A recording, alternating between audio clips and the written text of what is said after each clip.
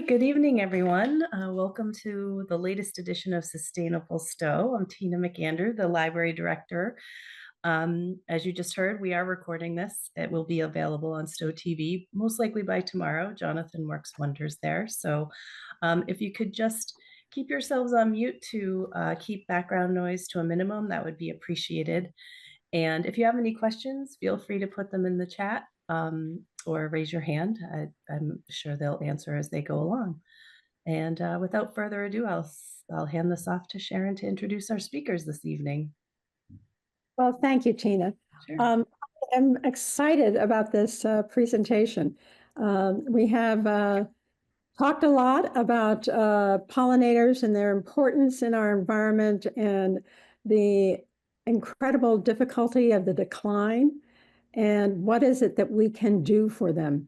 And we were fortunate enough to meet this group from Brookline, who in just 2 years started with a nucleus, built out a pollinator pathway, and have started expanding. So they now have 7 gardens along that pathway. I think it's 11. And they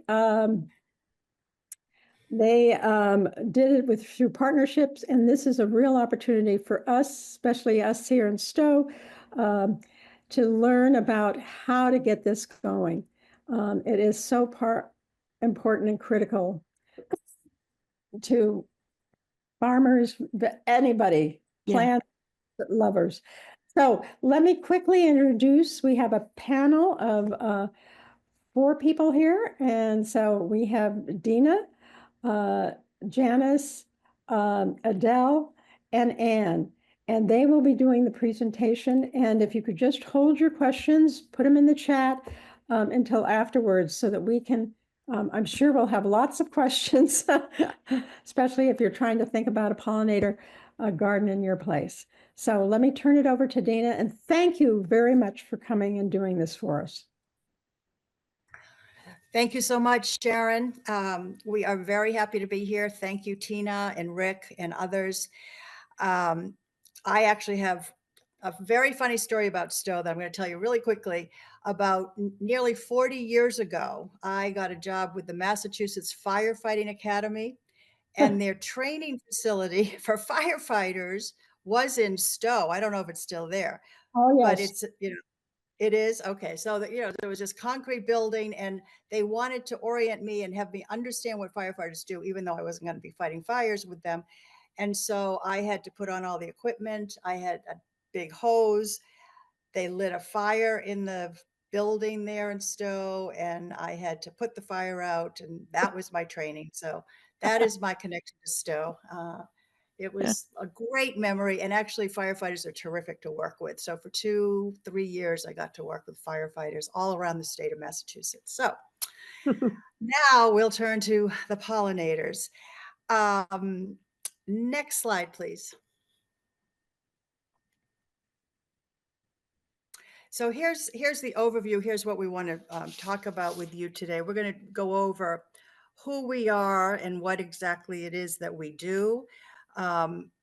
Where our gardens are located and how we select the sites, why we're doing this and what we're learning in this volunteer work that we're doing. And then we have some good news for you about pollinators that we've already discovered, and also how you can make a difference.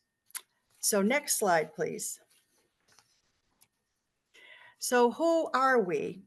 Well, we started about 2 years ago with about 5 to 10 of us, and we've grown now, as Janice said earlier to some of us in the beginning, up to 95, 100 people now on our email list. And first and foremost, we are gardeners.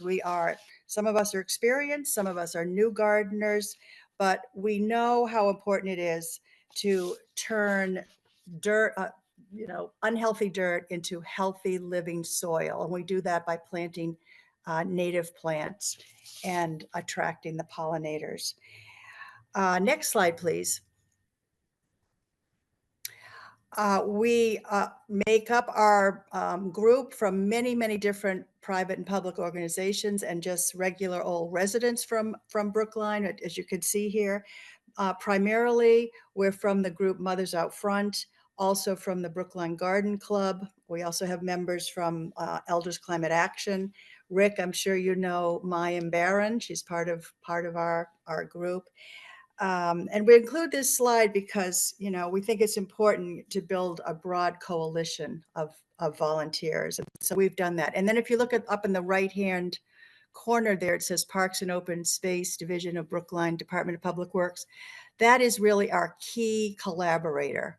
Without DPW, we would not have our 7+ public gardens, because really we rely on them and they rely on us. And I'll tell you about that in a minute. So next slide, please. So what is it exactly that we do? Well, as I said, we work closely with the DPW, and they okay the sites that we think would be good for a garden. They prep the site, which is terrific for us. They also provide a garden plan. So with their landscape architect, they design a garden plan for us. And they also purchase all the plants for us. And so what is our role? What we have to do is we plant on planting day, and then we maintain the gardens. So we must commit to maintaining the gardens forever. The good thing about native plants is they take care of themselves after about 2 years. So it's intensive maintenance of weeding and watering for about 2 years. And then it's pretty easy. So that works quite well for DPW, and it works well for us. What else do? We do education.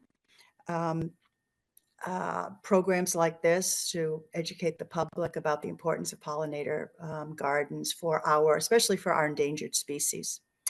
So next slide, please. So this is a definition. You know, what is a pollinator pathway? It's a network of public and private pesticide-free corridors or gardens with native plants that provide essential food and habitat for pollinators like bees, butterflies, and birds. Even small green spaces such as flower boxes and curb strips can contribute. And here in Brookline, half of our residents live in condominium and apartment buildings. So they really don't have too much space of their own. So those flower boxes and you know, their balconies and whatever they can do really helps with this. And you can see at the bottom that map, the circular butterflies that you see, that's Brookline. And so we're kind of developing a pathway there. It's a circular pathway, but it's sort of aspirational to think about it totally connecting, but we're working on that. Next slide, please. So you can visit our gardens. You don't necessarily need to know that since you're pretty far away, but how did we select the sites that we selected? Well, we had to think about things like visibility and high traffic areas. A water source is really important for taking care of a garden, and volunteers. We need to have neighbors who live close by who will take care of the garden, because we have to keep our end of the bargain with DPW. So next slide, please. Libraries are a really, really good place for a pollinator garden. I'm glad to hear that you have one also in Stow. This was one of our first gardens. You can see up on the right-hand side, up the top, those are the DPW staff prepping the garden bed for us. And then on the left-hand side was the first year right after we planted. And then down in the bottom right, that's 2 years later. So really lush, full garden. We've had trouble with rabbits, of course, so we have to sometimes, you know, use wire mesh to protect some of the plants, especially the asters. But Anne will tell you more about that at the end, because she's done a really good job on protecting many of our plants. We have three libraries in Brookline. 2 of them now have lovely gardens out front, and the third one probably will, not too far in the future. Next slide, please.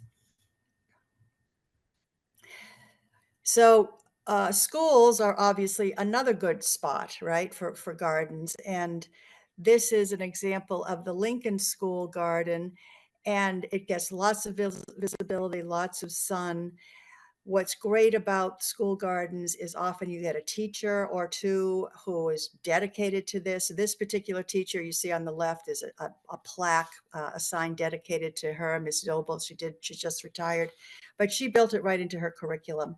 And her 7th grade students, as part of their science curriculum, they learned about the importance of native plantings, especially for endangered species. And her students selected what they wanted to plant. DPW purchased everything, and then the kids planted it. The other good thing about school gardens is the kids take care of the garden. So in the fall and spring, we really don't have to take care of the gardens. We help them out in the summer, but during school year, they take care of the gardens themselves. So we have 3 of our 9 schools now have pollinator gardens, with more schools are sort of in the running coming up soon. Next slide, please. So another good spot for a garden is where this is an area that's has big high rises. This garden is right next to actually the largest condominium complex in Massachusetts. There's 750 units next door to this, 4 high rises. 2,000 residents live right next door. And then you can see in the top photo in the distance there, that's public housing, a public housing high-rise building. So lots of volunteers available. And now they have this really beautiful garden. You see the red cardinal flowers just flourishing in this garden. And also you can see there's room for expansion. So a lot of times the gardens are fairly small, but as we grow and develop and get more volunteers, we can build upon these gardens and make them larger. Next slide, please. So another good location is these sort of bump outs in the roads. As they redo the roads, they have these little bump outs. So here's a little triangular garden. It's surrounded by sidewalks. This is a heavily concrete area of Brookline, not a lot of green space. North Brookline is really sparse when it comes to green space. So this is now a welcome oasis for people who live in this area. And we have a dedicated condo owner who lives right across the street. She takes care of it. She looks out on it. She's very happy with this garden, and we're happy with her too. So next slide, please.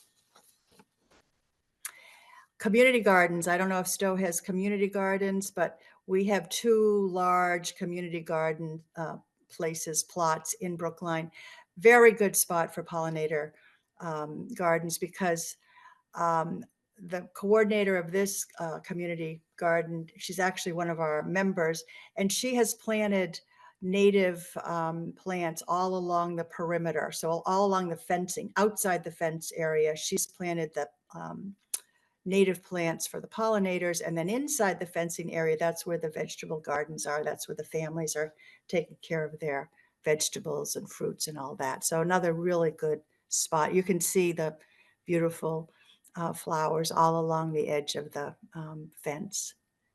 And then finally, I think there's one more slide of another kind of garden. And so private, on private land, this is extremely important. And we're advocating that people consider taking their lawns and slowly but surely, if they're willing, turning them into gardens. And so Chen, who's one of our founding members, she is turning, as you can see, her front yard into a pollinator garden. And she's right along the path that the school kids go down the street to get to the neighborhood school. So she gets a chance to meet families, talk to people, and tell them all about the importance of this. So that's working out well too. And the next slide. Oh, good. So now we're going to move on to Adele, and she's going to take over and talk about why do we do this work.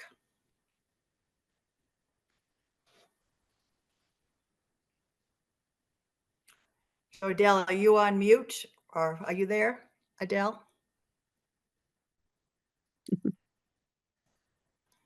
What happened to Adele? Sorry about that. I put myself on mute and then forgot. Mute. Okay. So please Take it away. Yeah, please. Thank you, Dean.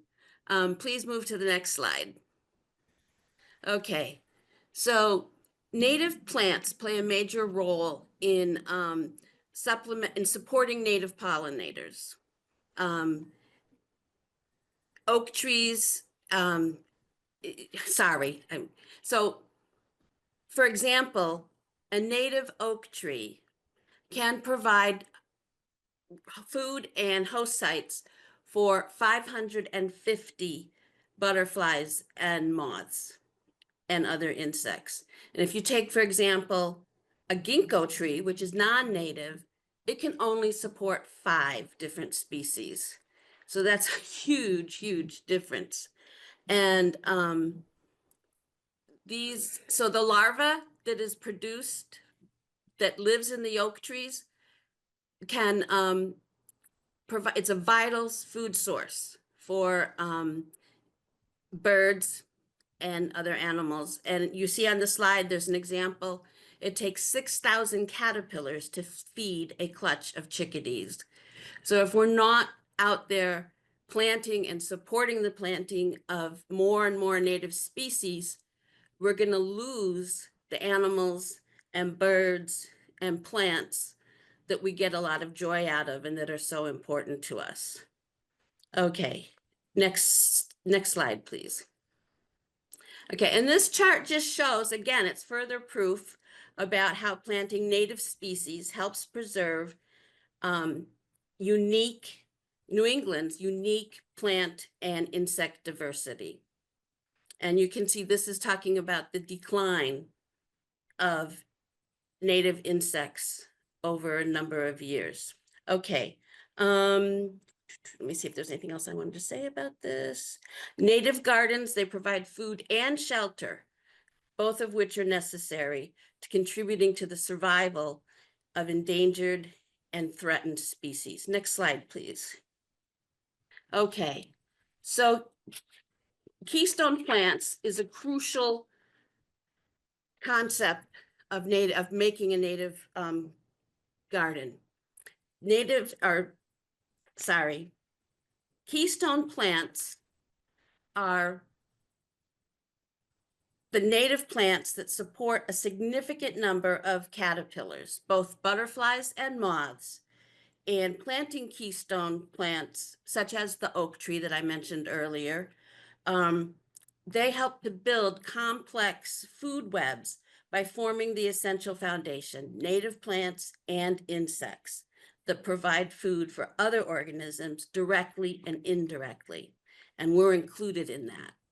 Okay, next slide, please. Now, another crucial concept is soft landings. Now, if you go through the woods, you'll notice that there's lots of leaf litter and other stuff on the ground around you. In our more manicured settings in cities and suburbs, this is missing. Mostly it's just mulch piled around the tree.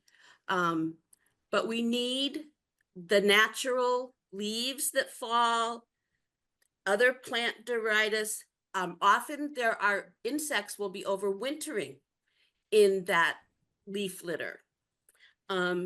So there's a lot to think about when you're planting a native garden. It's not just putting in native plants. It's working in the native habitats also, so that they have a place to thrive. Okay, next slide, please. Okay, and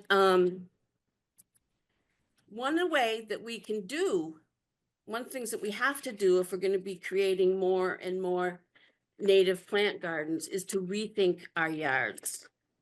And some of the ways to do this is to decrease the size of your lawn, increase areas in your yard that can become habitats for both insects, birds, other animals, decreasing the use of fertilizers and toxins, and filtering the storm water runoff. And so you can see the top picture in this slide portrays a kind of typical suburban or city environment. And then if you look at the bottom, you can see all that plant life, and it's a variety of plant life. And then you can see, so you see there's two birds, a sparrow and a robin in the top picture. And in the bottom picture, there's so many more birds that this environment can sustain. And so next slide, please, I think. Okay, no, go back to that one. Sorry, I have more to say about it. Sorry about that. So one little thing about the lawns. A lawn is a monoculture. It's not going to, as you can see, it doesn't provide much biodiversity. It doesn't provide support for many different species of birds. It supports even less for insects. And some of the pros and cons of decreasing the size of your lawn or changing how you changing how you care for your lawn. Well, obviously, the native lawn is going to support more species of a variety of animal and insect life. A lawn is a monoculture.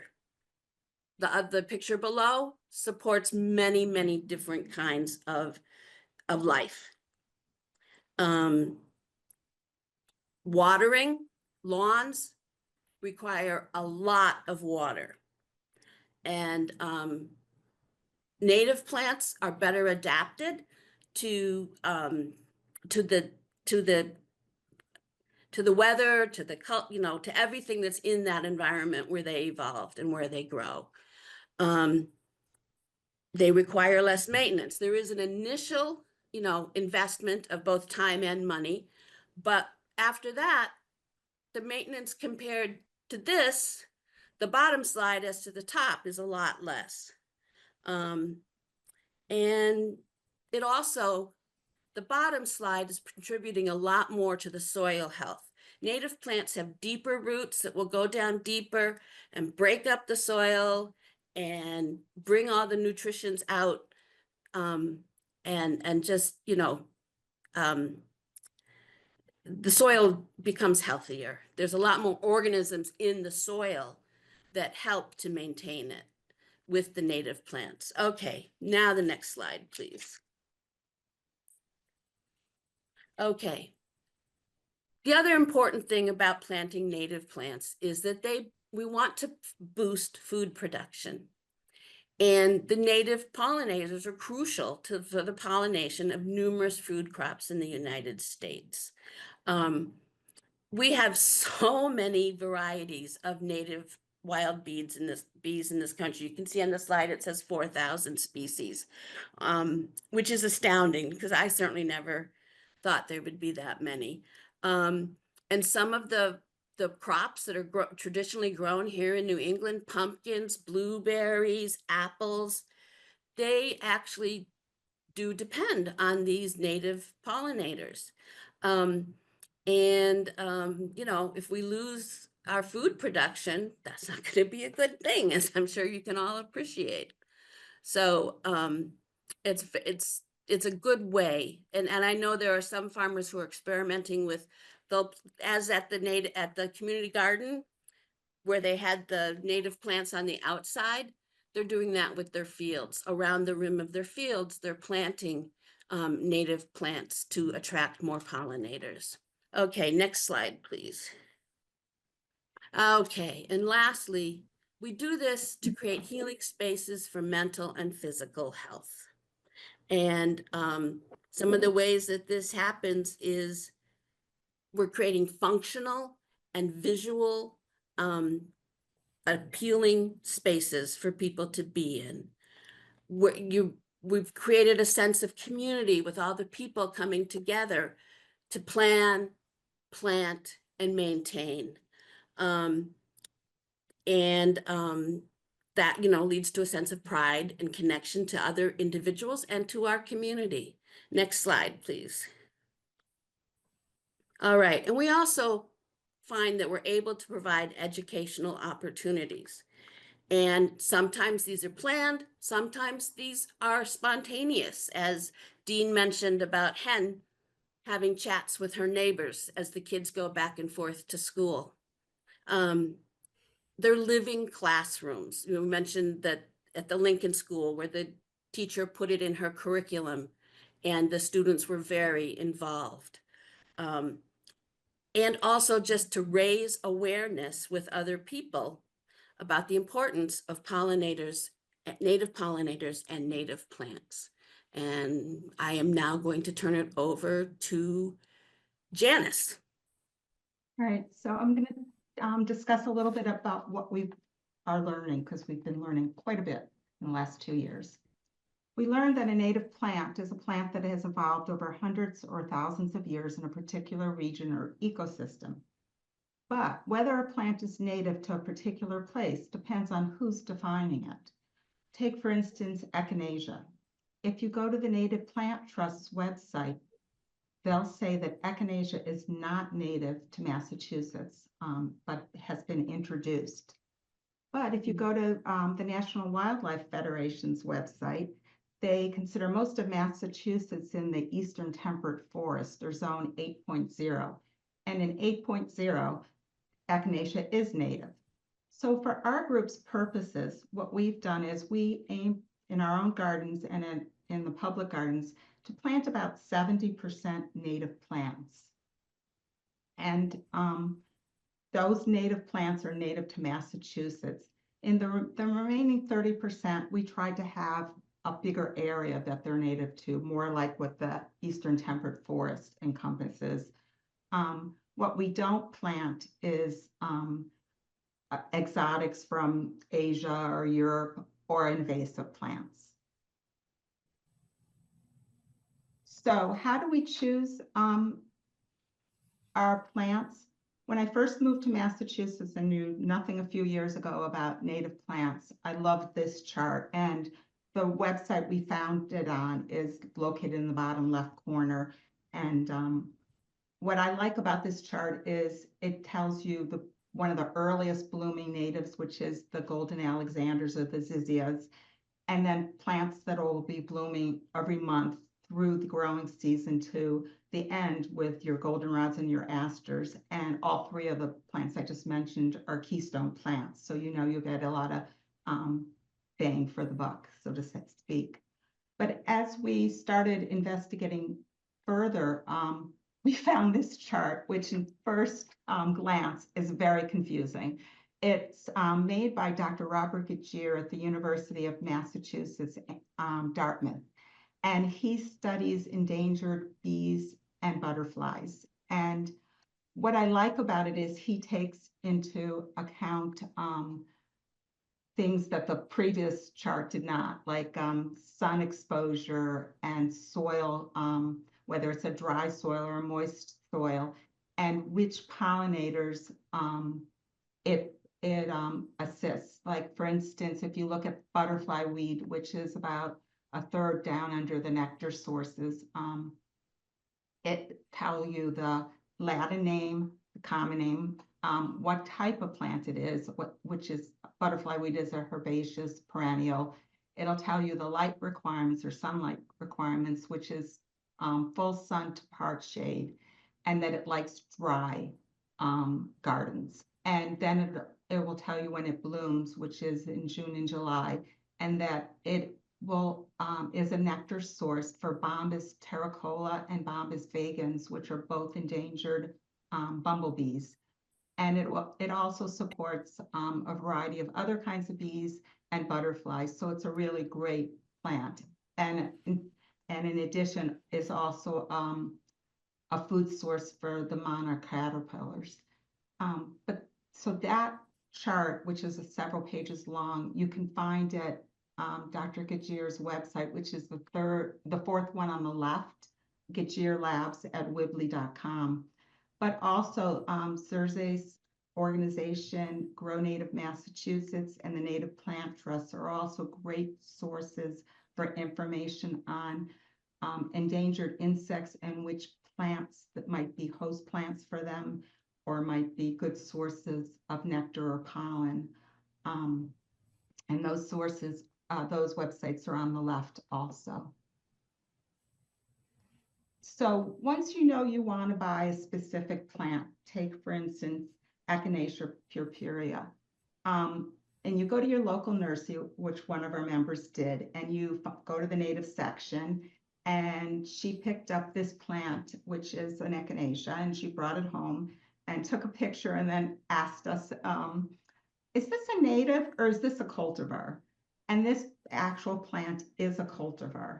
Anytime you see a name in single quotation marks, in this instance, mellow yellow, next to the common name coneflower, you know that it has been altered in some way. And this plant is considered a nativar, which is a cultivar that's also a native plant. And there's a lot of discussion among scientists whether cultivars are as good for our pollinators as the straight natives. And Dr. Doug Ptolemy from the University of Delaware has been studying woody plants, and he found that when the leaf color is green, and then altered in a cultivar to red or purple or another color, that it's a feeding deterrent for the insects. They react much better to the native green. But when he studied elm trees about 40, 50 years ago, elm trees, millions of them died all over the country from Dutch elm disease. And when the trees were altered to be resistant to Dutch elm disease, and then the pollinators were exposed to the altered cultivar, they saw no difference and reacted the same way. So in that case, that instance, the cultivar was not an issue. Dr. Ann White at the University of Vermont has been studying herbaceous plants, and her research shows that the more a plant is manipulated, the less attractive it becomes to pollinators. So what we've learned is, whenever possible, stick with a straight native or a plant that's only been slightly altered. So where can you buy these plants? Well, Grow Native Massachusetts has almost every nursery in the state on its website that sells native plants. They also have resources like the Wild Seed Project out of Maine that sells seeds. And they have online resources like Garden for Wildlife that you can go to their website and type in your zip code or the state you live in, and they will come up with either collections you can buy for certain types, whether it's shade or sun, and or individual plants. And then there's always places like the Native Plant Trust or Bloom Stem Natives to buy good quality native plants. And so where do we learn from, or how have we learned in the last 2 years? We followed Doug Ptolemy, and he has a brand new book out last week called How Can I Help? Saving Nature with Your Yard, which I'm looking forward to reading. I'm sure it'll have a lot of useful information. Dr. Robert Gagier at the University of Dartmouth, his website has a lot of information on it. The Northeast Organic Farmers Association has once a month, the first Wednesday of the month, brown bag lunches from 12 to 1 o'clock, where anyone can sign on to the Zoom and ask questions or participate in the discussion. Pollinatorpathway.org, their website is just full of information and videos and all sorts of resources. And of course, Grow Native Massachusetts, they have a wealth of information. And they also have a big plant sale, which is usually the last weekend of May, the first weekend of June. And they have pop-up sales. And last summer they had a pop-up sale for us at our farmers market. And it was really successful. I think their first one is April 22nd in Fitchburg, I believe, but it's on their website. So recently, Dean wrote Dr. Gagier at the University of Massachusetts, Dartmouth, and asked him if there's any evidence that the proliferation of native plantings in and around New England has made a positive impact. And he said yes. They have 5 test gardens around Massachusetts, and in all 5, they've seen an increase in endangered bee species, some cases over 300% increase in their numbers. That where native plants were introduced, they also helped support the butterflies. And they're finding a much larger diversity of birds at all 5 sites. So that was great, great news to hear. So how can you personally make a difference? As we've said, reduce the size of your lawn, avoid using pesticides, herbicides, or fertilizers. Native plants do not need them. And plant natives, of course. Leave the leaves on your garden in the fall. And if you do need to clean up your sidewalks or your driveway, use a rake instead of a blower. The last one is being debated currently. The old teaching was to leave your gardens for spring cleanup until at least 50 degrees outside. And some researchers are now saying, leave the leaves year round, let them disintegrate on your garden and enrich your soil, and don't ever clean them up. They're finding that some bee species that might be use let's say asters for a host plant do not germinate until August. And so that by cleaning up your leaves, even in, May or June, you're hurting their habitat, so that it's beneficial just to leave them and let them decompose. What else can you do? You can encourage your favorite nurseries to carry native plants. The more people ask for them, the more the nurseries will carry them. But a lot of the cultivars, they make more money for the nurseries because they're not as long living as the natives, so that nurseries like to carry them. But as more and more people ask for the natives, we'll be seeing more and more in the stores. Try to avoid buying from big box stores. A lot of their plants are pre-treated with pesticides, and when the insects eat the plants, they die. So it's discouraged to buy from them. Tell your friends and neighbors about natives. Mark your property on Pollinator Pathways national map, and or Doug Tome's map, which is Homegrown National Parks. And people in towns around you or cities around you will see your pathway, and hopefully the pathways will all eventually connect. And if you have any questions for us at any time, you can reach us at brooklinepp@gmail.com, or check out our page on Pollinator Pathways website. And I encourage you to make a Stow page on Pollinator Pathways website, because if other towns around you want to see what's going on in Massachusetts, they'll see your site and it'll be a source of information. And all the things we mentioned tonight, the websites you can find on our regular website, which is brooklinepp@wixsite.com/brooklinepp. And now I'll turn it over to Anne, who will lead the Q&A. And I'll stop screen sharing. All right, great. So Sharon Brownfield had some questions about the DPU budget and the landscape architect. And I think, Janice, you may want to answer this based on some questions you had. Okay. One of those things, the landscape architect is definitely paid by DPW.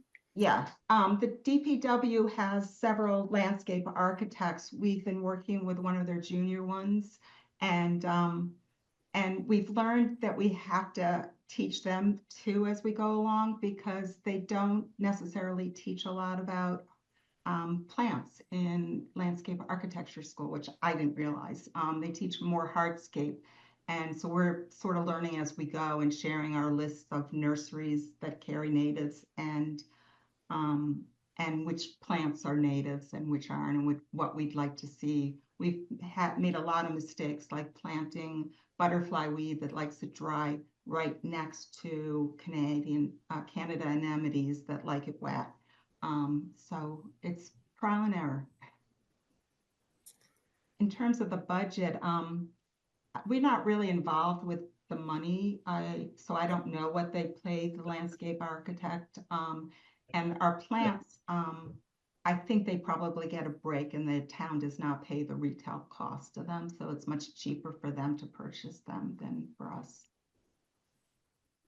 I'd like to do a follow-up question. The reason that prompted me is because to have DPW buy the plants and let you work with an landscape architect must mean that they, somewhere in their budget, they had money for that type of thing.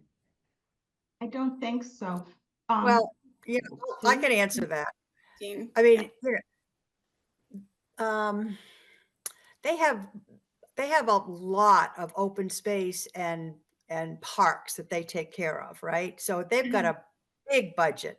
And so Alexandra, who's the director, she's able to take some of that money for that might have been for planting in one of these other parks, you know, in town, and then just buying some extra plants and then giving them to us for planting in our gardens. So we haven't had any problems yet. I know she would like it if we had like a 5-year plan, because she'd probably like to get us on a budget. We are not on a budget. She has not said no yet. Maybe someday she will. We have built up a really good relationship with her and the commissioner of DPW, because you know, we have a tree team that supports all the work they do. Mothers Out Front has a very active tree team. We have a zero waste team that really supports composting in town. So these are things that DPW, it's really part of their mission. And we are the frontline people. We are the grassroots volunteers. So I would say, because of our very, very good relationship, we're very trusting of each other. At some point, maybe there'll be a budget issue, but not yet. Okay, our town is much smaller and I'm not sure our DPW has any extra funds to spread around, but it's a good thing to take a look at. So thank you. Yeah.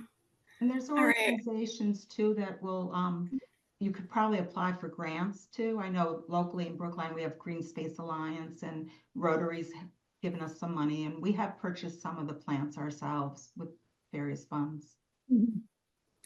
Yeah, that's true. So there's also a question, Audley's, about or a comment about buying your own seeds and starting your flowers from seeds, which maybe we wanted to talk about that and winter sowing. Do you want to, Anne? I can, but so sure. So often the native plants, you can't always, in fact, probably most of the time, you can't just take the seeds and start them in the spring. They very often need to be cold stratified. So we do a winter sowing in January, where you can find websites about this and YouTube channels and different pieces of advice. There's an entire subreddit on winter sowing, where you will get a milk jug and use that as a miniature greenhouse to put your seeds in and have them get super cold for a few months and then warm up and start sprouting, and then you can transplant them into your garden. And we've also given away hundreds, maybe 1,000 seeds last year at the farmers market and different events to people, little seedlings from native plants. Any other questions? Or comments or thoughts? Yes. I have a question, and I guess I'd like to delve a little more into the idea of when you sort of do your spring cleaning. Obviously, the idea is to leave stuff, but I mean, some of these things get very tall, like the goldenrods and stuff like that. And just to encourage the new growth coming through and seeing that seems like needing to be able to clean it up type of thing. So when you look at your volunteers to do the weeding and things like that, what guidelines do you give them? We're just planning our spring cleanup now, and the last week in April, we're gonna go and cut the woody things like the milkweed or the Joe Pye weed. We'll cut to about 12 to 18 inches from the ground to leave the empty stalks so that next winter they can bees can hibernate in the stalks, and probably leave them indefinitely, and the new growth will come up around it. Other things that aren't woody and you know, if you want to clean it up because it's, you know, in front of your library and you don't want it to look messy, we'll cut things down at the end of April when it's a little warmer. But we'll leave the leaves. We might pull them back from germinating plants so that they don't smother them, but we'll let them just stay on the garden and sort of disintegrate and enrich the soil. If that answers your question. Great. Mhm. All right. I have a question. Yep. How much do you do working with the schools, actually talking to kids? Like we started talking about this last spring to the middle school, and I'm just wondering how much time and effort do you put in educating the kids, and do you actually help them build a garden, or is it more you give it to the school and they do it all? Well, it varies. Dean, Yeah, you find that every school is different, right? I mean, we have not 9 schools in Brookline, and it really depends. The one that I showed you, which is right up my street, that science teacher, she was a master gardener herself, right? And she built it into curriculum. She really did everything. We came out and helped, you know, on planting day, and then we helped with maintenance. Then another garden at one of the other schools, it was some of the parents and some of the teachers, and they got together and they created a pollinator garden. It's very different. I come from a background. I was a teacher in Wayland, actually, for 16 years. I taught at the Claypit Hill School in Wayland. And we created a school garden, and we did our own composting from the cafeteria and brought it out and did the whole thing. So I was pretty involved in teaching children about gardening and all. But it really depends. We haven't done too much our group, our Pollinator Pathway group yet. But when we find a parent or a teacher, we will certainly help them out if needed. I've actually had a harder time getting time in the classroom, right? The teachers say, no, we're too busy. So then I have to say, listen, just come out and we'll do a half an hour. We'll have everything set up and all of your kids can plant, you know, some seedlings. And we do it bum, bum, bum, bum, because they just don't have the time. I'm kind of shocked at that. And I'm truthfully not very happy about it. I want those students out in the garden, out in nature more than they get out there. So we're sort of hitting up against that a little we bit. did teach one high school class last year, Dean. You mean? Oh yeah. That's right, Janice. I forgot. Yes, one high school teacher was and fabulous. the kids were really into it. Yeah, I forgot about that. Yeah, we did a presentation similar to what we just did. And then it was too early to transplant the natives. So I had some winter sowed vegetables, and boy, was that class interested. Every single kale and lettuce plant went home with them in little paper pots that we had made. So yeah. That's right. Hannah, you had a question? Yes, I have 1.5 acres, almost all lawn or grass. Yeah, I mean, part of it. I have somebody who takes care of the lawn, and the other I just call the field, but it's also just grass, and less well kept.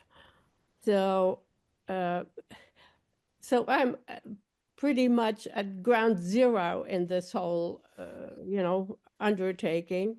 And I would love, to convert some of that field into, something for the pollinators and the birds and so on. So now, after hearing you all, I'm not quite sure how to start. I mean, can I get a list of like 1, 2, 3 to go by? I mean, and also, of course, the grass has to be rototilled or whatever. I mean, the ground has to be prepared before I can even think about planting. Yeah, we have a good, easy way to prepare some of that grass. Mhm. Janice, do you want to talk about that? The Yeah. cardboard method? I have a here? very small yard, and even before I moved in, I took some moving boxes and I spread them out on the grass. I got them soaked, threw just topsoil on top, let it kill the grass, and then planted right through it in about 3 months.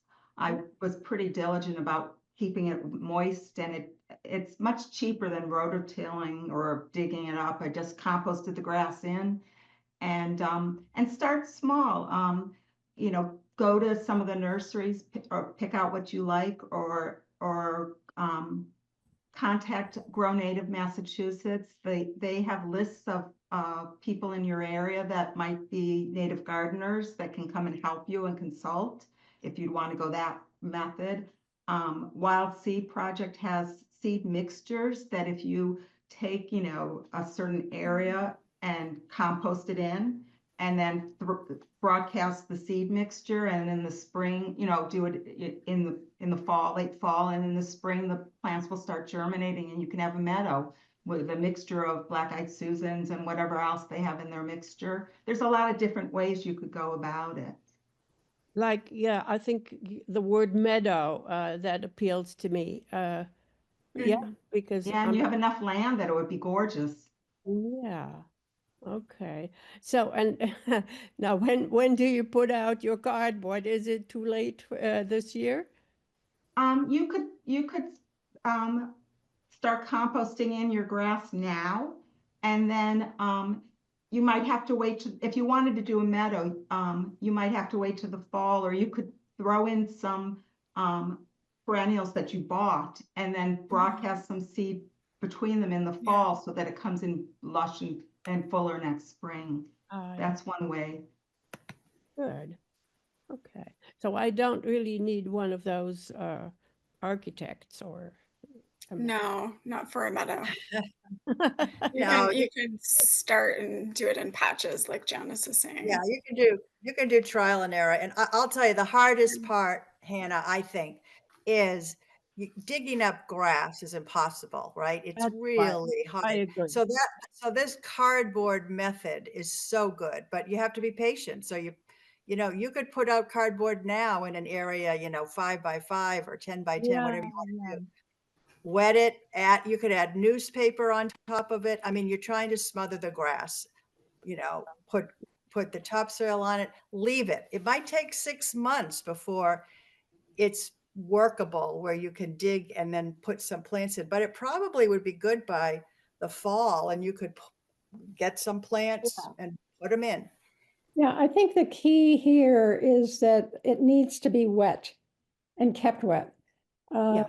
We have done that before, and if it's not all wet, then you'll see it in 6 months.